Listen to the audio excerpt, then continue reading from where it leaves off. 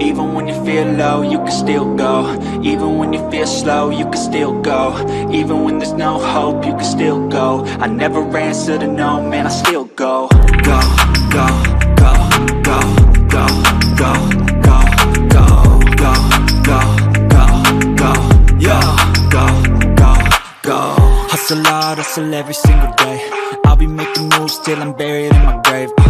To the system, I don't wanna be a slave. I've been doing shit my way, or the highway. And in the driveway is a nice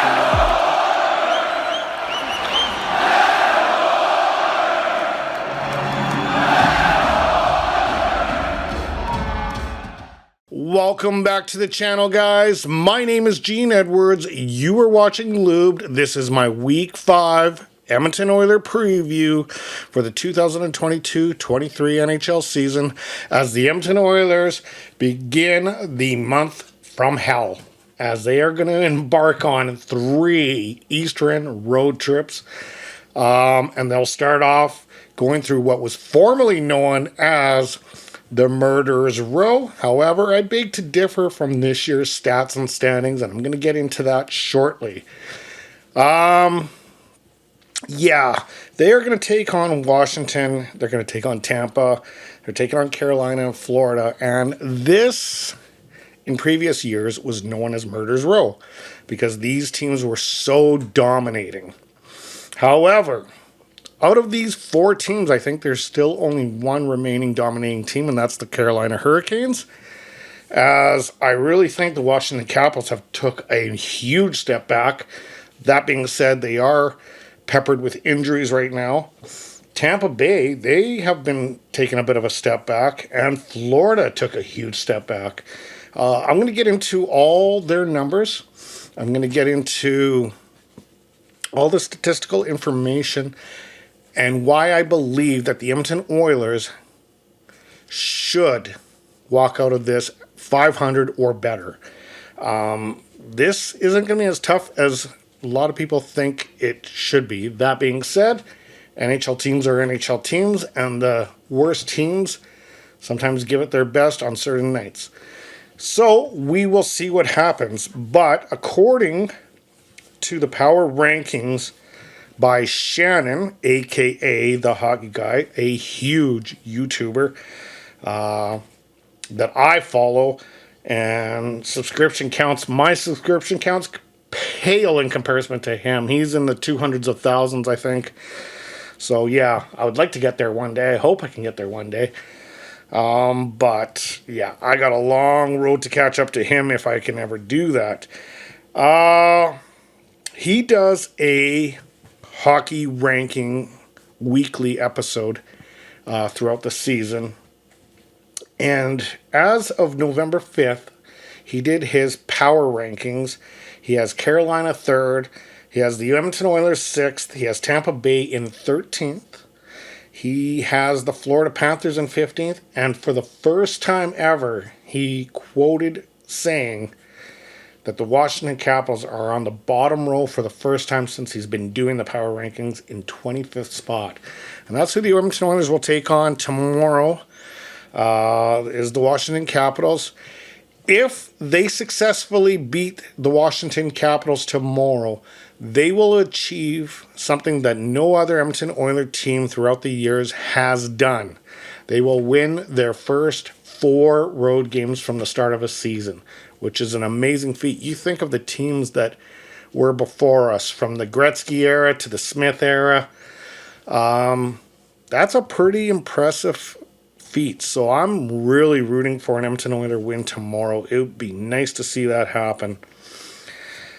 Okay, here is the breakdown of all the teams and how they are doing right now. Some various stats that I've looked up and decided to share with you guys just to give you guys an idea of how this team is actually playing. We're going to start with the Washington Capitals. They are currently 6th in the Metro with a 5-6-2 record for 12 points.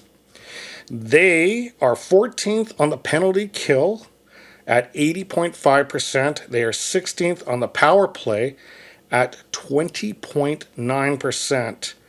And one stat that really stood out is they are 28th in the league for goals for. They're only getting about 2.69 goals per game. So they really, really backed off the pedal as far as the offensive production was from previous years. Like that is a substantial stat. Again, they are banged up. But yeah, Washington, interesting. So that I think is a doable win for the Edmonton Oilers. Then they'll go into Tampa on a back-to-back. They might be a little bit tired. They're also facing Tampa Bay Lightning, former 2-time Stanley Cup champions, 3-time Stanley Cup finalists. This is going to be a tough battle considering it's the second of back-to-back. They are second in the Atlantic, 7-4-1 record for 15 points, 6th for power play goals, as they have 12. They are also 10th on power play percentage at 24.5 and 12th in the league for penalty kill at 81.4. So this is going to be a decent Tampa team. However, this team has slipped a little in the last little while, and if they continue going like this, I don't see them returning to the finals this year. Then they face the Beast, the Carolina Hurricanes, who currently have a record of 8-2-1 for 17 points, placing them second in the Metropolitan. They are second on shots on goal allowed, so they're a stingy team, kind of like New Jersey was.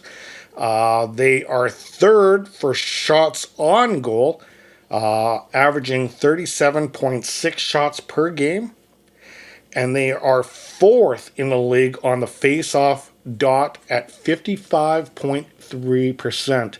Very respectable numbers. This is going to be a tough team to beat. I think if they're going to lose for sure one game, it's going to be the Carolina game. I would love to see them beat them, of course, but this is going to be the hardest contest that they have. What happened to the Florida Panthers? They got rid of Huberdeau and they brought in Chuck. And I tell you what, both teams this year, Calgary and Florida, are now struggling. However, Calgary kind of had their hand forced, as Chuck said. He wasn't going to re-sign. So Calgary had to get rid of Chuck. But both of these teams are not faring up very well this year. Florida, 6th in the Atlantic. They got a record of 6-5-1 for 13 points. They are first in the league with shots on goal, however, at 39.9. So they are peppering shots through. They're just not going through.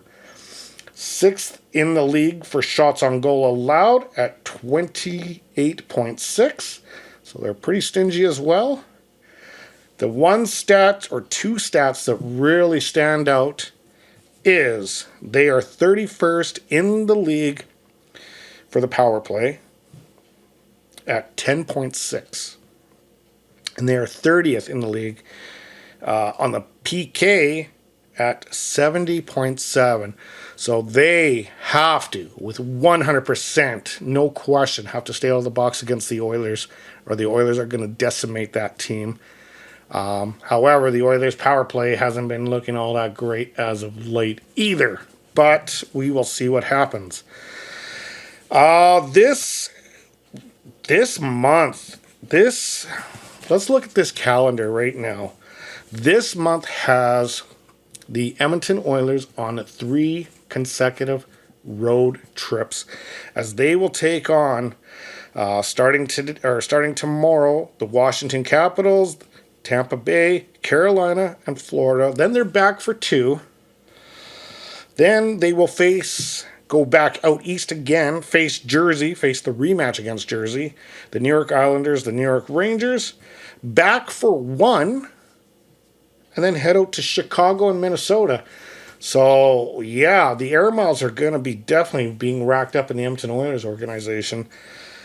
I'm actually quite surprised, and I hope that this month isn't going to be because of this schedule that screws them up and cost them a playoff position, but we'll see.